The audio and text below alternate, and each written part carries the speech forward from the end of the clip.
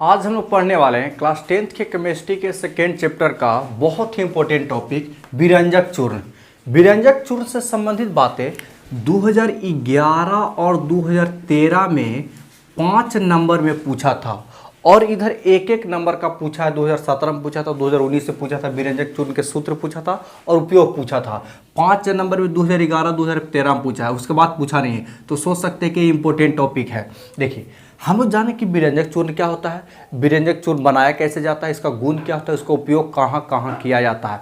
अब देखिए, विरंजक चूर्ण का जो रासायनिक सूत्र होता है CaOCl2, या इसको एक और रूप में लिखा जाता CaOClCl,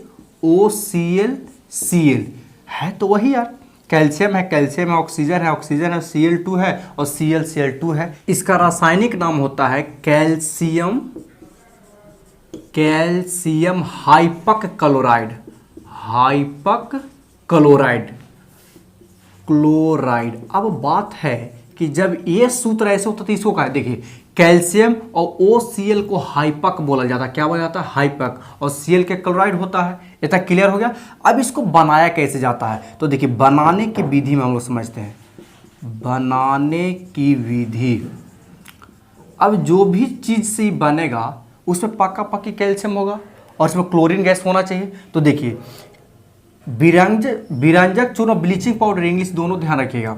विरंजक चूर्ण बनाने के लिए शुष्क बुझा हुआ चूना, देखिए इस सूत्र जो है से बुझा हुआ चूना का है और शुष्क होना चाहिए। शुष्क बुझे हुए चूने को 40 डिग्री सेल्सियस पर गर्म कर दीजिए और गर्म करने के बाद क्लोरीन गैस प्रवाहित करने से क्या होता है कि विरंजक चूर्ण का निर्माण हो जाता है। पहले क्लोरीन गैस नहीं डालना, हम बोल रहे हैं, आप लोग लिखिएगा शुष्क बुझा हुआ, खाली बुझा हुआ भी लिख सकते हैं। बुझा हुआ चूना को 40 डिग्री सेल्सियस ताप पर गर्म कर क्लोरीन गैस प्रवाहित करने पर विरंजक चूर्ण का निर्माण होता है। इतना आपका क्लियर हो गया। अब समीकरण भी ध्यान में रखिएगा। अब इसका हम लोग समझते हैं गुण, इसका प्रॉपर्टी क्या होता है। तो देखिए, सबसे पहली बात कि आप लोग ब्लीचिंग पाउडर लीजिएगा ना, तो ब्लीचिंग पाउडर में से हमेशा क्लोरीन के गंध निकलती रहती है। तो पहला तो गुण ये होगी, क्लोरीन के गंध निकलती है, इससे क्लोरीन के गंध निकलती है। दूसरी बात है कि अगर ब्लीचिंग पाउडर को खुले वातावरण में छोड़ दिए और छोड़ने के बाद अगर उसको कार्बन डाइऑक्साइड मिल गया तो भी वो क्या करेगा कि क्लोरीन गैस देती है। क्या देती है? Chlorine gas. उसके साथ साथ calcium carbonate plus chlorine gas देती है। मेन इंपॉर्टेंट क्लोरीन गैस होता है। हर बार पूछता है यार कि विरंजक चूर्ण को आप खुले वातावरण छोड़ दीजिए तो चाहे कार्बन डाइऑक्साइड के साथ संयोग करे या फिर जल वाष्प के साथ संयोग करे, किसके साथ संयोग करे? जल के साथ संयोग कर ले, वो हमेशा गैस, भैया क्लोरीन के साथ विरंजक चूर्ण के साथ छेड़छाड़ कीजिएगा तो क्लोरीन गैस देगा। ये बहुत ही इंपॉर्टेंट है। क्लोरीन गैस चाहिए तो विरंजक चूर्ण का उपयोग किया जाता है। तो छोड़ देते हैं तो भैया खराब हो जाता है, क्लोरीन गैस उससे निकल जाता है। तो विरंजक चूर्ण को खुले वातावरण छोड़ देने पर जलवाष्प के साथ संयोग करके ये देता है बुझा हुआ चूना। देखिए, बुझा हुआ चूना दे देता है और साथ में क्लोरीन गैस देता है। क्लियर है? उसके बाद हम वो समझते हैं। देखिए, जो एक चीज और, अगर विरंजक चूर्ण के साथ आप अम्ल की अभिक्रिया करा दीजिए, विरंजक चूर्ण और अम्ल के साथ अभिक्रिया कराइएगा तो इस कंडीशन में भी क्लोरीन गैस देता है। बोले नहीं यार, विरंजक चूर्ण के साथ जहां छेड़छाड़ कीजिएगा वो क्लोरीन गैस देगा। तो देता क्या है? कैल्शियम क्लोराइड, और आपको जल दे देता है और साथ ही साथ क्लोरीन गैस दे देती है। क्लियर है? 5वां नंबर देखिए ना यार, क्लोरीन विरंजक चूर्ण जो होता है ना, सफ़ेद चूर्ण के रूप में होती है। कैसा होता है? सफ़ेद चूर्ण के रूप में होती है।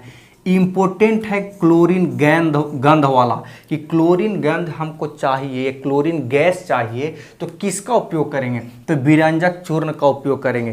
क्लियर? अब इसका उपयोग कहाँ कहाँ करते हैं? इसका उपयोग हम लोग कहाँ कहाँ करते हैं? इसका उपयोग सबसे पहले क्लोरीन गैस जहाँ जरूरत पड़ेगा तो विरंजक चूर्ण का, यानी क्लोरीन गैस प्राप्त करने में पहला उपयोग हो गया। दूसरा उपयोग देखिए, कागज एवं कपड़ा को विरंजित करने में। इसका विरंजित का मतलब क्या होता है? जैसे मान लीजिए कि आप लोग खटिया बिनाई तो देखे होंगे, खटिया बीनते हुए तो उसमें क्या करता है कि लोहा का कोई पदार्थ रख ले रहता है, छोलनी वगैरह रख ले रहा, तो काहे लगी क्या करता है कि और धागा को और नज़दीक नज़दीक मार मार के करता है। तो विरंजित कम करने का मतलब ये होता है कि जो कपड़ा का धागा होता है, आप लोग गौर से देखिए, धागा रहता है पतला पतला, लेकिन दिखता नहीं है, क्योंकि क्लोरीन गैस के द्वारा विरंजित किया जाता है। तो इसका उपयोग कुछ करते हैं कागज एवं कपड़ा को विरंजित करने में, कागज एवं कपड़ा को विरंजित करने में। क्लियर है। थर्ड नंबर हम लोग समझते हैं, देखिए CHCl3, ई है क्लोरोफॉर्म, इसका नाम होता है क्लोरोफॉर्म। इसका भी निर्माण करना है तो बिना विरंजक होता तो क्लोरीन से निर्माण है, तो क्लोरीन किससे मिलेगा, तो विरंजक चूर्ण से मिलेगा, यानी क्लोरोफॉर्म ही बनाने में हम लोग विरंजक चूर्ण का उपयोग करते हैं। 4 नंबर उपयोग समझते हैं, देखिए पानी में ना कीड़े मकोड़े रहते हैं, तो उसको मारने के लिए जब सफाई किया जाता है मशीन के द्वारा, तो उसमें भी विरंजक चूर्ण डाला जाता है, यानी रोगाणुओं को नष्ट करने में।